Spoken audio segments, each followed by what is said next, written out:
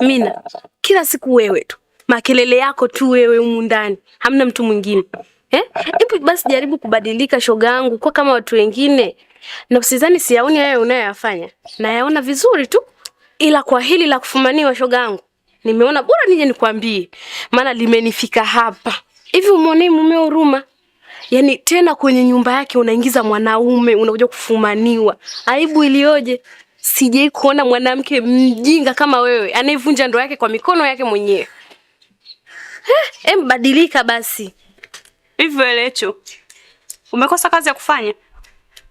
Umetoa kwa kongolo zako na kuja hapa kuniambia upuuzi. Shobo au? Unawashwa Hivi kwa nini unanifuatilia wewe msichana?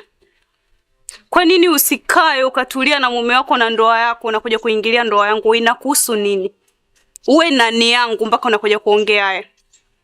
Mshauri. Unanishauri nini yani? Kufumaniwa kwangu wewe kunakuhusu nini?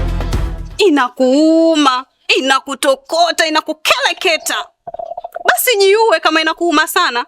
Unataka nini kwenye maisha yangu? Mimi sijaongelea kwa ubaya.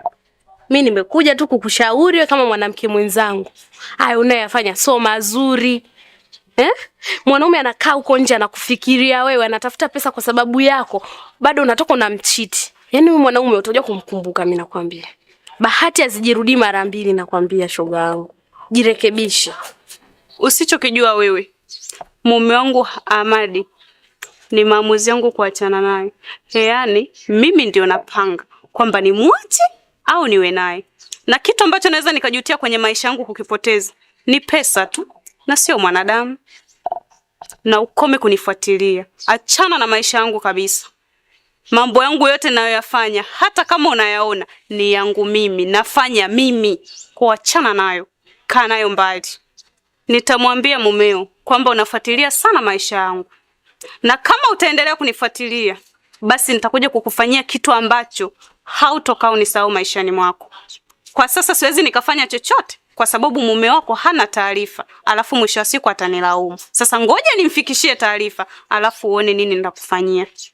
Haya, mimi naondoka zangu. Ila kwa haya nilokuambia, yake kichwani. Utakuja kunikumbuka baadaye. Niko pale.